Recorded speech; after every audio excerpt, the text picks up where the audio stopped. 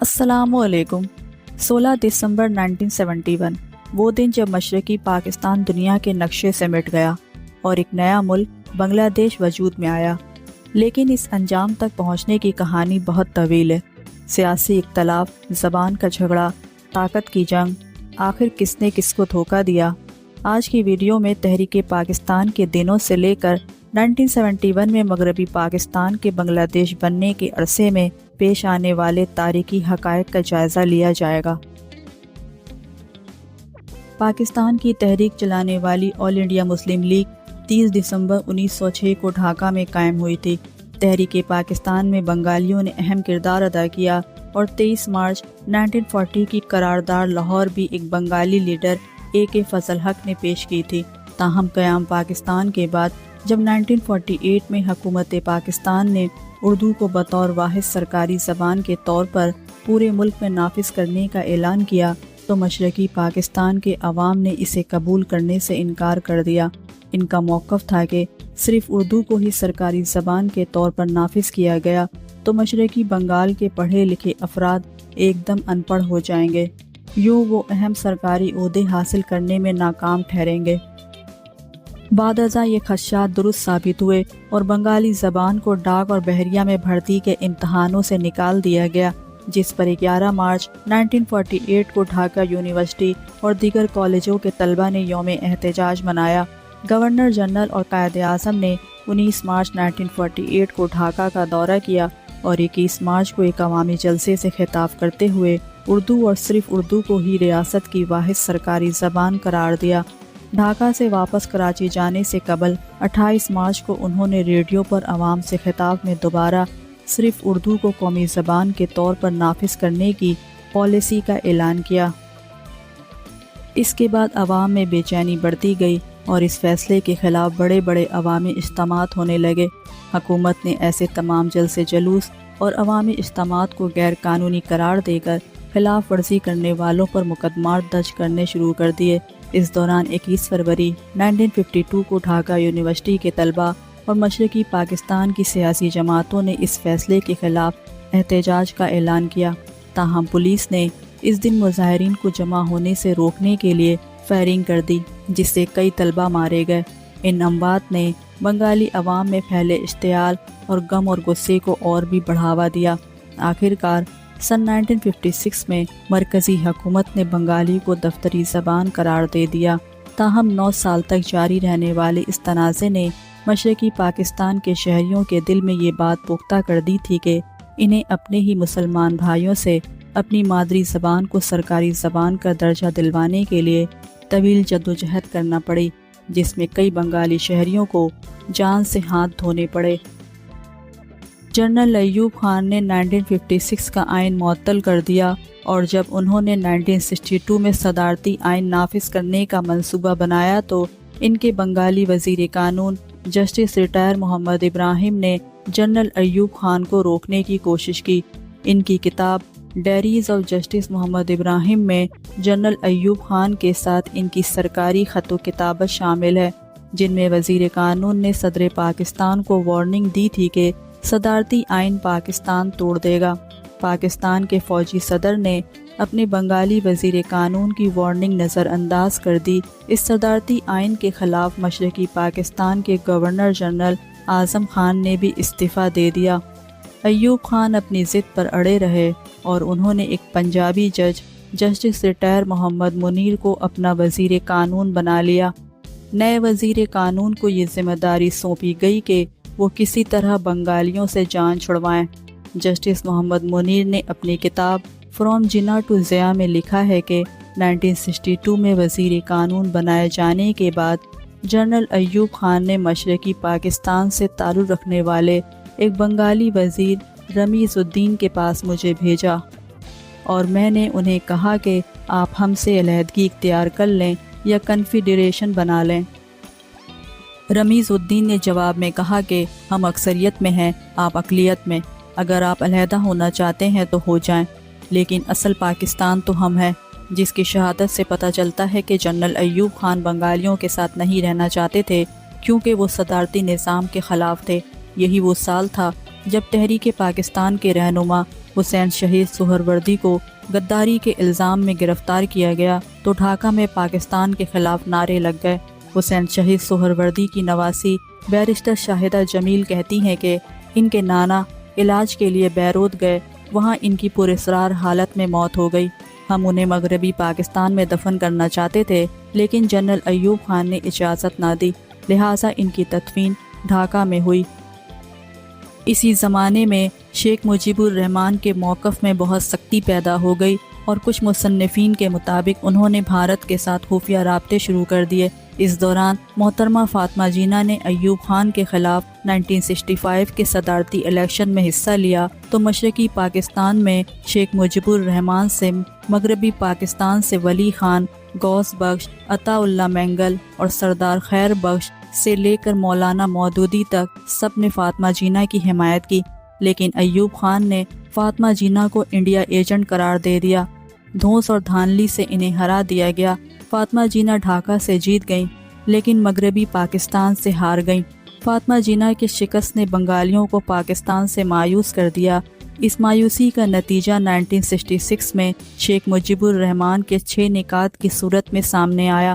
پہلا نقطہ یہ تھا کہ حکومت کا کردار وفاقی اور پارلیمانی ہونا چاہیے، یعنی اصل لڑائی صدارت نظام کے خلاف تھی۔ پھر 1968 میں شیخ مجیب الرحمن کو اگرتلہ سازش کیس میں ملوث کر دیا گیا۔ وہ ایوب خان جو جسٹس منیر کی مدد سے پاکستان توڑنا چاہتا تھا، اس نے مجیب پر پاکستان کے خلاف سازش کا الزام لگا دیا۔ الزام عدالت میں ثابت نہ ہو سکا اور شیخ مجیب الرحمن کی مقبولیت مزید بڑھ گئی۔ 1969 میں معروف صحافی الطاف حسین قریشی نے شیخ مجیب الرحمن کا انٹرویو کیا۔ یہ انٹرویو قریشی صاحب کی کتاب ملاقاتیں میں موجود ہے۔ قریشی صاحب نے مجیب سے پوچھا کہ موجودہ بحران کا حل کیا ہے؟ مجیب نے جواب میں کہا کہ 1956 کا آئین بحال کر دیں۔ قریشی صاحب نے کہا کہ 6 نکات تو کچھ اور ہی کہتے ہیں۔ مجیب نے جواب میں کہا کہ 6 نکات قرآن اور بائبل نہیں، ان پر نظر ثانی ہو سکتی ہے۔ پھر انہوں نے الطاف حسین قریشی کو وہی کہا جو رمیز الدین نے جسٹس منیر سے کہا تھا، ہماری آبادی 56% ہے، مغربی پاکستان علیحدگی کا تصور کر سکتا ہے، ہم نہیں کر سکتے، وہ حصہ اگر الگ ہونا چاہتا ہے تو ہو جائے۔ اس واقعے کے 1 سال بعد 7 دسمبر 1970 کو پاکستان کی تاریخ کے پہلے عام انتخابات منعقد ہوئے۔ عام تاثر یہی ہے کہ 1970 کے انتخابات بڑے فیئر اینڈ فری تھے۔ اس تاثر کی نفی جنرل یحییٰ خان کے اپنے ہی 2 قریبی ساتھیوں نے کر دی۔ پاکستان ایئر فورس کے ایک افسر ارشد سمیع خان نے جنرل ایوب خان، جنرل یحییٰ خان اور وزیر اعظم ذوالفقار علی بھٹو کے ساتھ بطور ADC کام کیا۔ انہوں نے اپنی کتاب 3 پریزیڈنٹ اینڈ این ایڈ میں لکھا ہے کہ 1970 کے انتخابات میں میجر جنرل غلام عمر نے کچھ سیاستدانوں میں خفیہ طور پر رقم تقسیم کی۔ الیکشن کی رات جب رزلٹ آنا شروع ہوئے تو جنرل یحییٰ خان نے کہا کہ جنرل عمر سے بات کرواؤ۔ ارشد سمیع نے صدر کی جنرل عمر سے بات کروائی تو صدر صاحب نے غصے میں ان سے پوچھا، وہ جو تم نے خان عبدالقیوم خان، صبور خان اور بھسانی کو پیسے دیے تھے، ان کا کیا ہوا؟ جنرل عمر کوئی جواب نہ دے سکے تو صدر نے کہا کہ قومی اسمبلی کے انتخابات میں جو ہونا تھا وہ ہو گیا، اب مجھے صوبائی اسمبلی کے انتخابات کے نتائج بالکل مختلف چاہیے۔ لیکن جنرل عمر صدر کے خوابوں کو حقیقت بنانے میں ناکام رہے۔ ISPR کے سابق سربراہ اور صدر یحییٰ خان کے press secretary brigadier AR Siddiqui نے اپنی کتاب جنرل محمد یحییٰ خان میں لکھا ہے کہ جنرل عمر نے مشرقی پاکستان میں کرنل SD احمد کے ذریعے خان قیوم کی کنونشن، مسلم لیگ، جماعت اسلامی، صبور خان، فضل القادر چودھری، نور الامین، خواجہ خیر الدین، مولوی فرید احمد اور کچھ دیگر میں بھاری رقم تقسیم کی۔ اس دھاندلی کے باوجود شیخ مجیب الرحمن کی عوامی لیگ نے 160 جیسا کہ مغربی پاکستان سے ذوالفقار علی بھٹو کی پیپلز پارٹی نے 81 نشستیں حاصل کیں۔ عوامی لیگ نے اس انتخاب میں کل ڈالے گئے ووٹوں میں سے 39.2%، جیسا کہ پیپلز پارٹی نے 18.6% ووٹ حاصل کیے تھے۔ اکثریتی جماعت کو اقتدار منتقل کرنے سے گریز کیا گیا۔ جنرل یحییٰ خان نے اسمبلی کا پہلا اجلاس 3 مارچ 1971 کو بلانے کا اعلان کیا، جسے بعد ازاں ملتوی کر دیا گیا۔ 25 مارچ 1971 کو فوج نے مشرقی پاکستان میں ملٹری آپریشن شروع کر دیا۔